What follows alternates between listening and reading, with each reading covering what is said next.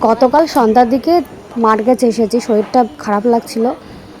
আর মা যেই শুনেছে শরীরটা একটু খারাপ, পাশের বাড়ি ফল বিক্রি করে সেখান থেকে খেজুর আর লেবু নিয়ে এসেছে।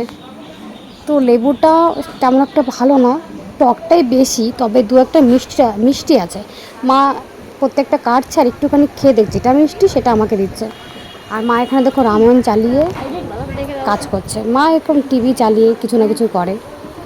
এই দেখো এটা যেমন মিষ্টি, তো একটুখানি খেয়ে আমাকে দিয়েছে, বলে এটা খাই, এটা মিষ্টি আছে।